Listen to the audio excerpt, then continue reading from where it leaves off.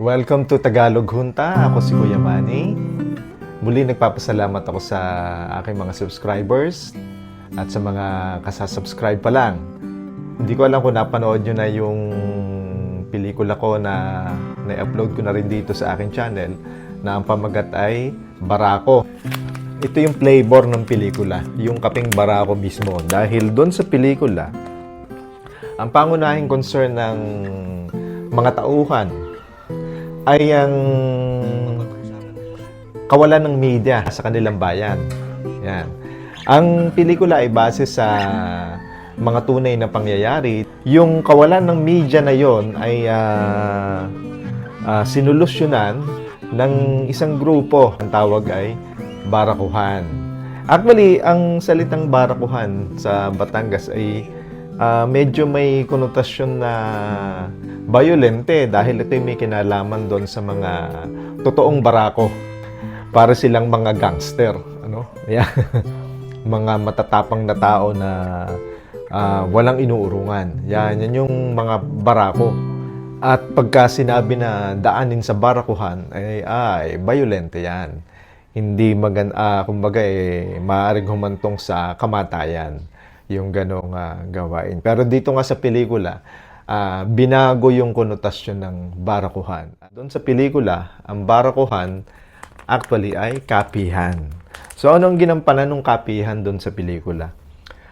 Ito ang nagpuno doon sa kawalan ng media dito sa aming bayan. Gamat ang aming bayan ay malapit sa Maynila, wala talagang media. At ang tanging inaasahan namin noon kapag kami mga pangyayari dito sa aming bayan, sana dumating ang GMA, ang ABS-CBN. Nagkukusa na kami na i-volunteer ang pangyayari o yung istorya doon sa mga media outlets na ito. At minsan kami nabibigo, hindi kami pinagbibigyan.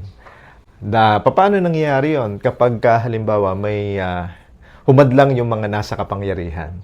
Hindi dumarating ang media.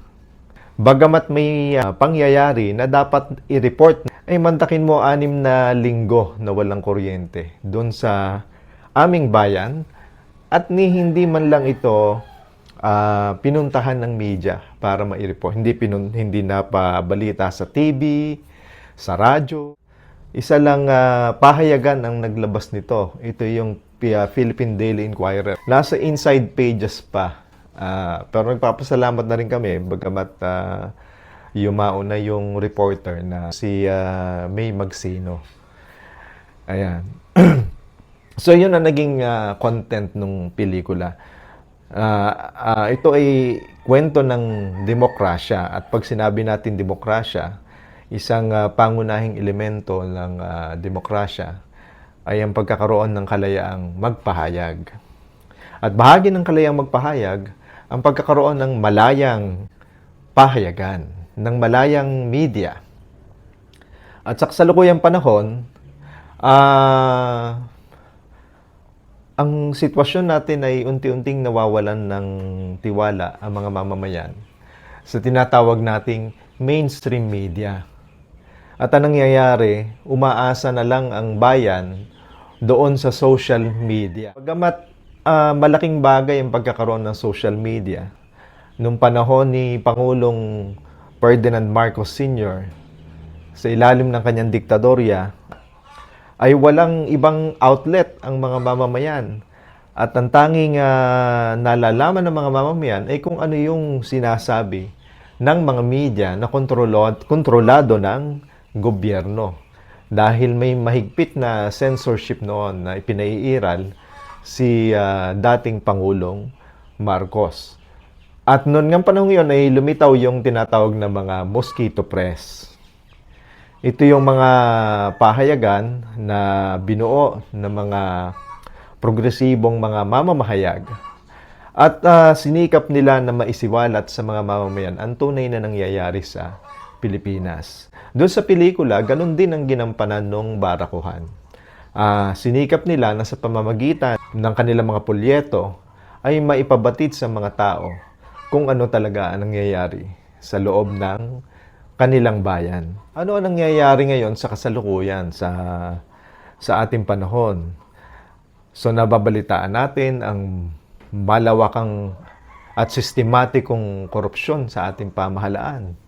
Maraming mga aligasyon, maraming mga sumusulpot na ebidensya at kitang-kita rin natin kung paano ito pinagtatakpan ng mga otoridad.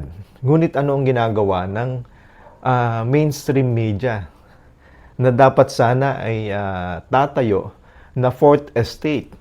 Ang first estate ay yung executive, tapos second estate yung legislative, third estate ang judicial, at fourth estate ang media na siyempre independent mula, dapat ay independent mula sa gobyerno.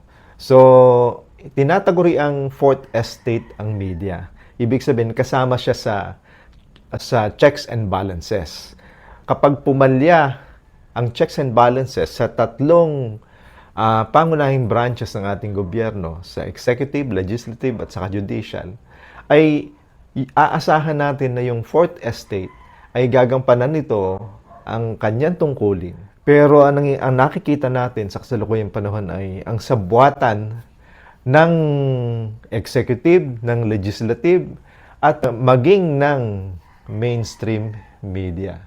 Ang hudikatura na lang, ang Supreme Court na lang, ang tanging tumatayong independente o malaya mula sa executive.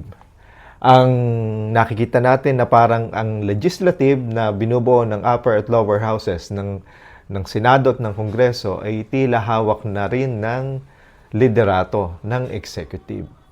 Hindi dapat nangyayari ito. Ngayon, balikan natin yung media.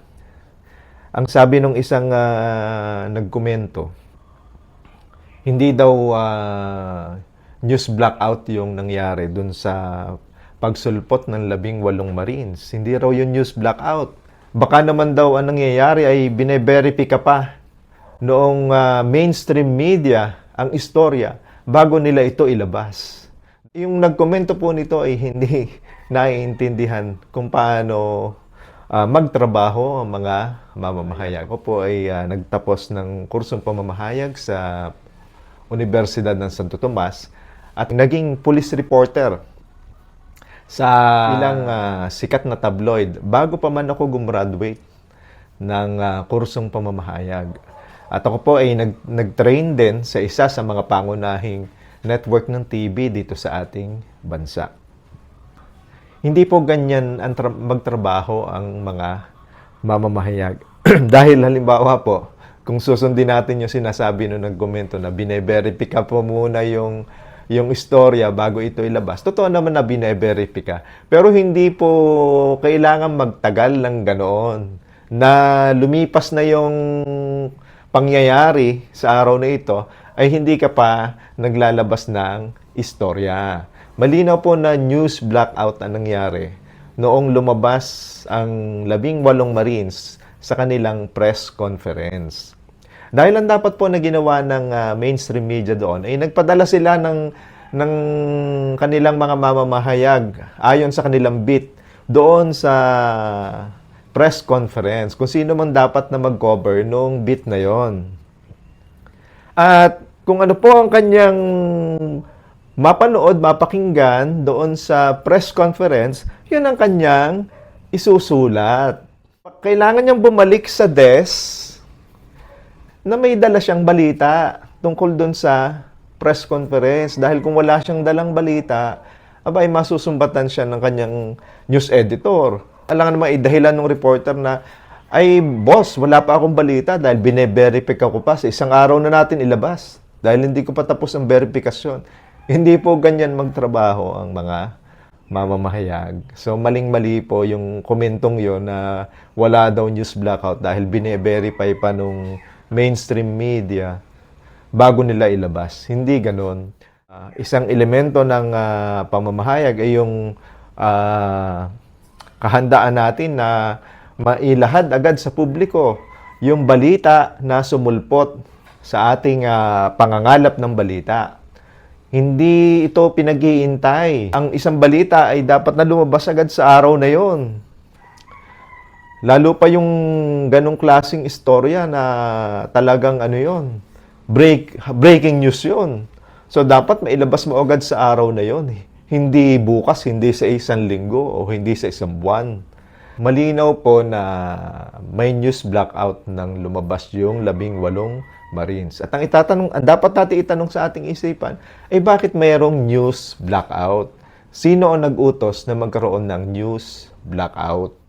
Maiisip din natin na ang mga pahayagan, ang mga TV network, ang mga radyo, ay hawak ng mga malalaking negosyante. At minsan, itong malalaking negosyanteng ito ay ka-sosyo ng mga politiko. Minsan, ng mga politiko mismo ang may-ari ng media outlet. Ang nangyayaring ito sa ating lipunan ay hindi normal as far as the media is concerned.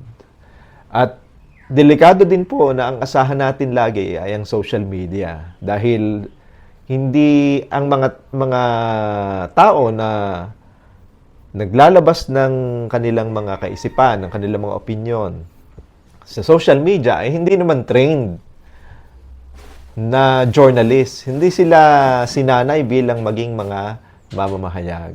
Dapat pa rin nating asahan yung mga sinanay na maging mamamahayag, na gampanan nila ang kanilang trabaho. So hanggat ganyan po ang gawain ng ating mainstream media, ay mananatiling pilay ang ating demokrasya. Okay, muli po, ito si Kuya Manny. Kung hindi nyo pa napanood yung pelikulang Barako, ay hanapin nyo lamang po dito sa aking channel. Maraming salamat po sa inyong pagtangkilik, at kung naibigan po ninyo itong paksang tinalakay ko ngayon, ay paki-like na rin at paki-share sa inyong mga kaibigan. Kung hindi pa kayo nakakapag-subscribe sa channel, mangyaring pakipindot na lamang po ng subscribe button. Maraming salamat po.